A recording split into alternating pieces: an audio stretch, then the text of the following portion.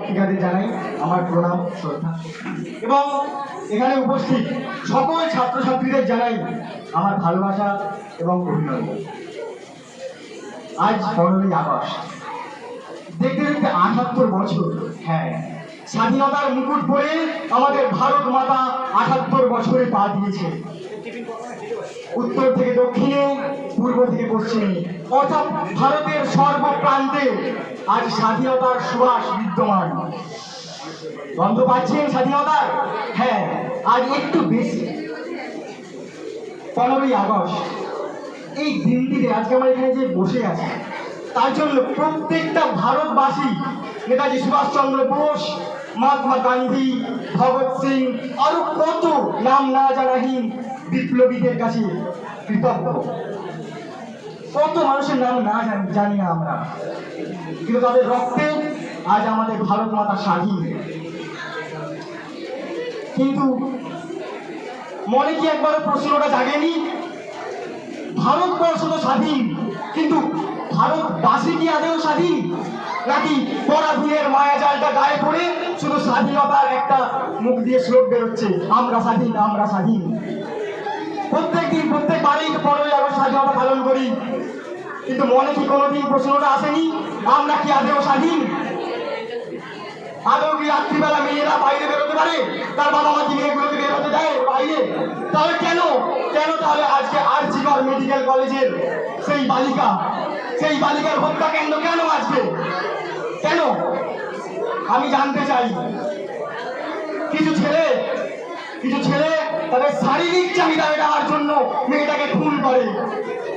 জানেন মেয়েটার অবস্থা কিরম ছিল? মেয়েটা রাত্রিবেলা ঘুমাতে গেছিল। কেন?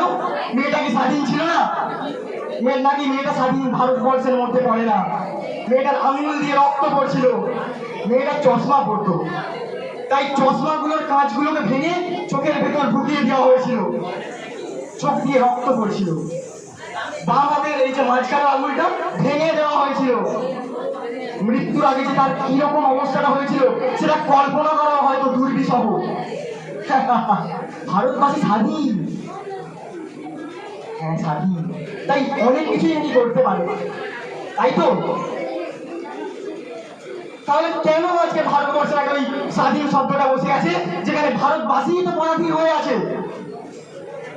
কেউ হঠাৎ করে বলতে পারে? প্রত্যেকের বাবা মাই তো বলে যে রাত করেছে বাবু, ফিরে পড়বি তাড়াতাড়ি, নইলে বিপদ আছে। এখন মেয়েদের অনেক ক্যারাটে শেখানো হয়, অনেক কিছু সুরক্ষার জন্য অনেক কিছু শেখানো হয়। কেন? ছেলেগুলোর মানসিকতা কি পাল্টানো যায় না? নাকি ছেলেগুলো কাপুরুষ হয়ে বসে আছে? আজকে সেই মেয়েটার ঘরে রয়েছে, আমার ঘরে আমার মা আছে, আমার বোন আছে, এখানে প্রত্যেকটা মেয়ে আছে, ছেলে আছে, তাদের সুরক্ষার কি? আমরা স্বাধীন ভারতে বাস করি, কিন্তু হয়তো আমরা নিজেরাই পরাধীন হয়ে আছি। এটা নয় গেল সুরক্ষার স্বাধীনতা। এবার একটা ছোট্ট গল্প বলবো, তার আগে একটা কথা বলে রাখি। কেন জানো আজকে আমাদের এই পরাধীনতা? নিজেদের পরাধীনতা। কারণ লাল, সবুজ, গেরুয়া, হলুদ বিভিন্ন রঙের মায়াজাল আমাদের ভারতে ছড়িয়ে রয়েছে, বিভিন্ন ধরনের। সবাই চায় স্বার্থ সিদ্ধি করা। এই স্বার্থ সিদ্ধির জন্যই মনে হয় যে ভারতের মঙ্গল কামনাটাই বোধ হয় আমাদের জন্য অমঙ্গল। আপনি শ্রীরা উঁচু করে কোথাও কিছু একটা বলতে যাবেন, 5 জন লোক ছুটে আসবে না, আপনাকে অ্যাপ্রিসিয়েট করতে নয়, আপনাকে মারতে উঠে আসবে। কেন? ছেলেগুলোর মধ্যে তোমরা ভালো জিনিস সঞ্চার করছো। একটা শিক্ষক মনে আছে, একবার একটি স্কুল ছিল, সেখানে কেউ পড়াশোনা করতো না, স্যাররা আসতো এসে বসে চলে যেত। কিন্তু একটা স্যার একদিন পদক্ষেপ নিল যে ছাত্রগুলোকে পড়াবো। স্কুল শেষ হলো, সে ছাত্রদেরকে পড়াতে বসলো। যে স্যারগুলি ছিল সেগুলি স্যারগুলোকে পিটিয়ে দূর করে দিল, কারণ জানে ছাত্রদেরকে যদি অন্ধ করে দেখা যায় তাহলে তাদের ওই সিটগুলো বেশি দিন টিকবে।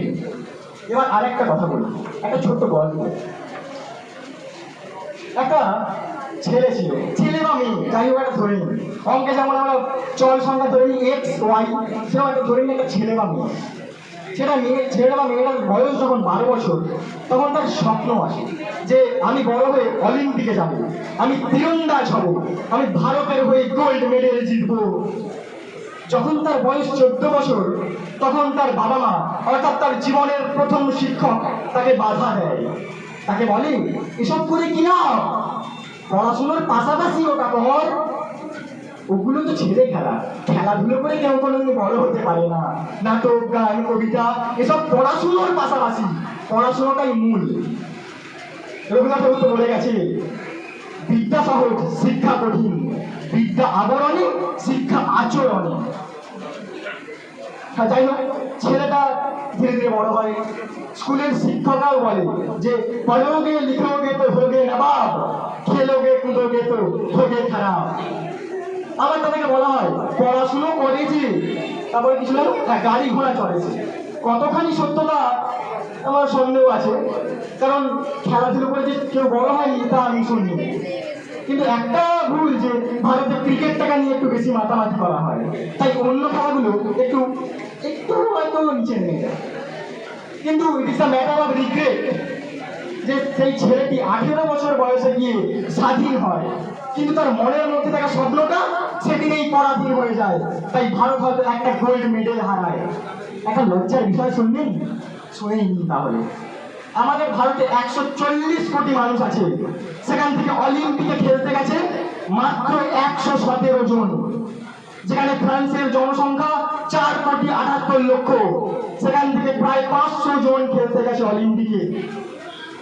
ক্রোয়েশিয়া, যেই দেশটিতে মাত্র জনসংখ্যা 38 লক্ষ, সেখান থেকে 2018 সালে ফিফা ওয়ার্ল্ড কাপ খেলেছে ফ্রান্স। ভারত, হ্যাঁ, এই ঠুনকো মানসিকতার মানুষের জন্যই ভারতের আজকে এই দশা।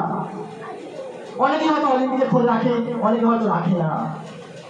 একটি মেয়ে ছিল, এবার এবছরই কুস্তি লড়েছিল, ভিনাস ফোগাট ওই মেয়েটির ফাইনাল খেলতে পারেনি মাত্র 100 গ্রাম ওজনের জন্য। তার 100 গ্রাম ওজন বেশি ছিল বলে সেই মেয়েটি ফাইনালে সুযোগ পায়নি, বাদ পড়েছে। কিন্তু ফাইনাল খেলার আগের রাতে কি হয়েছিল জানেন? কেউ জানে না এখানে। ফাইনাল খেলার আগের দিন রাতে তার ওজন ছিল 50 কেজি 800 গ্রাম। সে জানতো তাকে আর 800 গ্রাম কমাতে হবে। সে 4 ঘন্টা দৌড়োয়, তাতেও তার ওজন খুব একটা কমে। সে নিজের দেহ থেকে রক্ত বের করে দেয়, নিজের চুল কেটে ফেলে ছোট ছোট করে, তাও সুযোগ পায় না। মেয়েটা ভেঙে পড়ে এবং সারা জীবনের মতো অলিম্পিক থেকে রিটায়ারমেন্ট ঘোষণা করে। কতজন জানে? জানে কেউ এখানে? কেউ হঠাৎ করে বলতে পারবে ঘটনা জানে কেউ? এই প্রশ্ন আমাকে ছাত্রছাত্রীদের কাছে নয়, আমার সমস্ত শিক্ষক শিক্ষিকাদের কাছে। শুধু পুঁথিগত বিদ্যাই স্কুল, কলেজ সমস্ত স্থানে দেওয়া হয়। স্কুলের যে খেলার পিরিয়ড গুলো হয় সেগুলোতে ছুটি দেওয়া হয়। কেন? মাঠে গেলে কি হবে? বিপদ আছে কিছু? তার মানে নিশ্চয়ই আমাদের ভারতবাসী সুরক্ষিত নয়। তাহলে কোথায় আমাদের স্বাধীনতার মৌলিক অধিকারগুলি? কোথায়? যখন পাড়ার দাদারা মেয়েগুলোকে টোন টিটকিরি কাটে, তখন কেন তাদের বিরুদ্ধে প্রতিবাদটা করা হয় না? মুখটা নিচু করে এরম ভাবে চলে যাওয়া হয়, এরম ভাবে চলে যাওয়া হয়। সে করছে ও অন্যের মেয়ে, নিজের ঘরের একটা মা আছে, একটা বোন আছে, সেই চিন্তা কেউ করে না।